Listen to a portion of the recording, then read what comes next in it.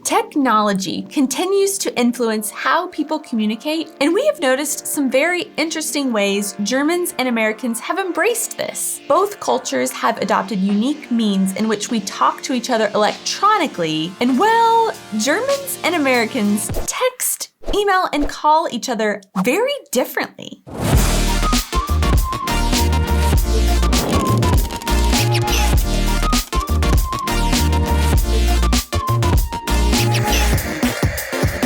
Hey guys, and welcome back to our channel. I am Donnie. And I'm Aubrey. And we are two Americans currently living in Germany and sharing all of our experiences living and traveling throughout Europe. There are obvious differences in how Americans and Germans communicate in person, namely, we speak a different language, but there are obvious other differences that everybody is already aware of when it comes to directness, small talk, or social behavior. However, as the world rapidly communicates more and more digitally, well, Germany is a little slower than the rest of the world. Our two cultures have adopted some striking differences in how we communicate this way that have been very difficult for us to get used to after moving to Germany. For example, in the US, we were used to answering the phone one specific way, but then moved to Germany and discovered we need to relearn how to answer a phone call in order to fit in here. And that is exactly what we are going to talk about today in our video. Can you hear me now? Gut! Our experiences are definitely specific to where we are originally from, a state in the southern US called Oklahoma, and where we live now in the southwestern German state of Rhineland-Pfalz. Both of these places have their own unique subcultures that may not be representative of the two countries as a whole. Therefore, let us know your experiences with these things in the comments below and where you're from. Also, if you're from a different country than these two, we want to hear about what these things are like where you live.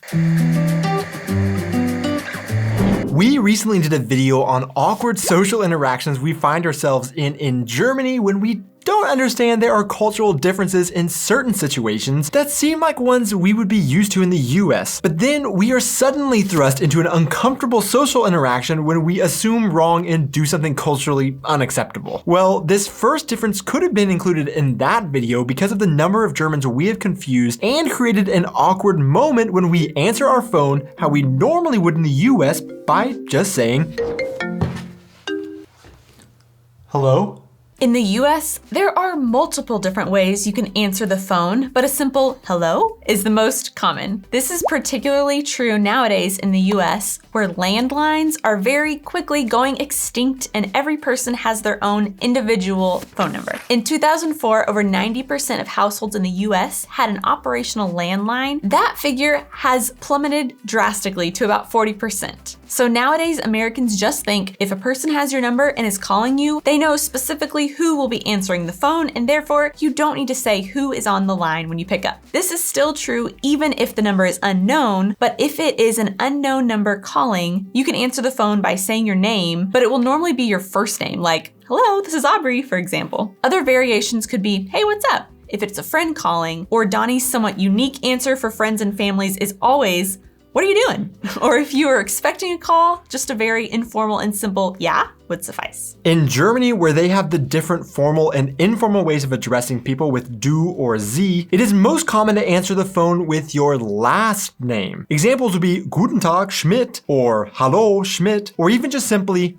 Schmidt. Owning and using landlines is also decreasing in Germany, but at a much slower rate than in the US. In 2020, roughly 85.3% of German households owned at least one landline phone, a decrease compared to the previous year at 86.4%. Growing up, my father answered our landline with our last name, and to this day, if he gets a call from an unknown number, he will answer with his last name just like is more typical in Germany. So there are definitely exceptions, but these are what are the most common in both countries. This is one thing that I can never remember in Germany, and when I answer the phone with a simple hello, it normally is followed by a second or two of awkward silence on the other side of the line as the German caller is trying to figure out if they have the right number, if I'm going to continue on to my name, or if they should just go ahead and start with what they wanted to say. Of course, as technology changes, even in Germany, it is becoming a little more common for friends to answer each other with a simple hello or ja, but the evolution is slower than in the US for a multitude of reasons, like the slower slower transition away from older technology such as landlines, even though most people also have a cell phone, known as a Handy in German. So of course, we want to know from you, how do you answer your phone? And how does it change depending on who is calling or what phone you're answering? Real quick, I want to say thanks so much for watching this video. It is not sponsored by anybody, so you guys watching it and interacting with it is the only thing that supports this video. Please remember to hit that like and subscribe button so others can find our videos and hopefully enjoy them as well. You can also find a link to our Patreon in the description if you want to support us in that way, but now let's get back to the video.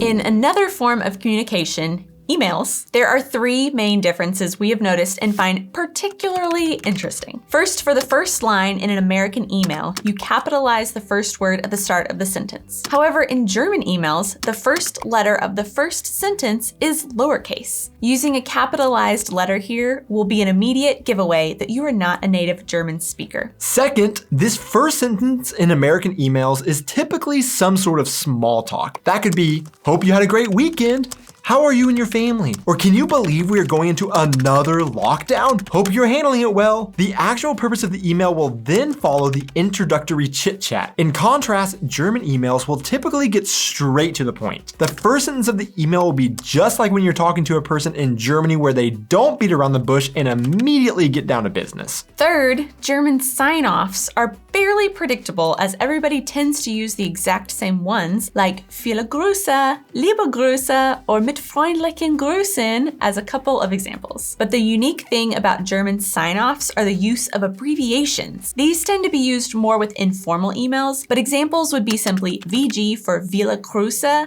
LG for liebe Grüße, or sometimes MFG for mit freundlichen Grüßen in formal emails that are a little more casual. For American emails, there really aren't any abbreviations for sign-offs, and you would always write them out like kind regards, thanks, talk to you soon, etc. Emails seem to land somewhere in between a formal letter and an informal text message, so the use of abbreviations makes sense for direct and efficient German, saving time, but for us, it took a little time to get used to because we're used to seeing abbreviations only in texts, and it felt like emails should be written out completely, but we also don't have super strong emotional feelings about how one signs off from an email. But there are some who think American email sign-offs will head that direction as they become more and more like text messages, but abbreviations just haven't really caught on yet.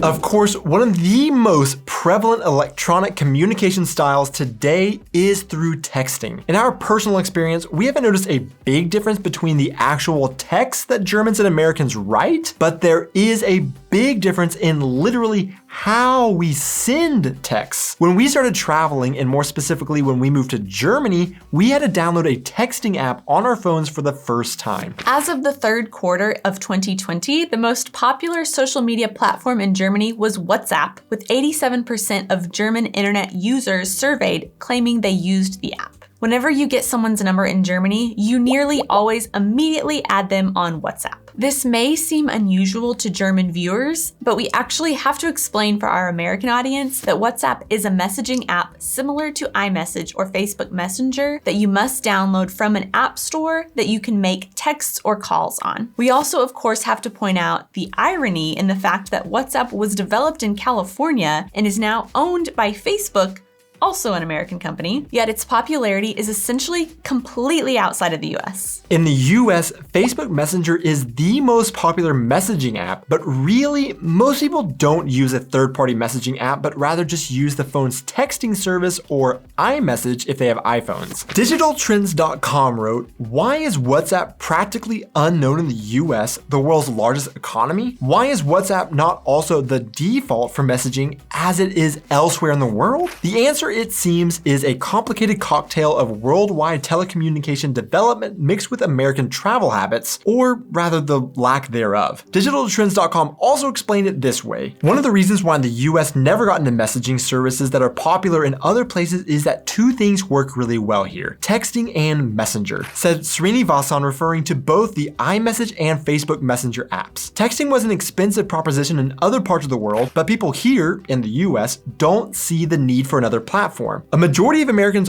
also don't have a need to message outside of the US, unlike Europeans who routinely do, purely based on the size of America and European countries in comparison. Therefore, there isn't a need for a third-party app to send messages outside of the US if a US phone plan doesn't offer international messaging. For us, we've always had iPhones, and so do nearly all of our American contacts. We therefore have almost always used iMessage to message people, and it's funny to us coming from that environment to Europe, where we have European friends that have iPhones but still message us on WhatsApp rather than the built-in messaging service. Essentially, iMessage has become our messenger for our American contacts, and WhatsApp is our messaging platform for our European contacts. We know there are other messaging services out there, so which one do you use the most?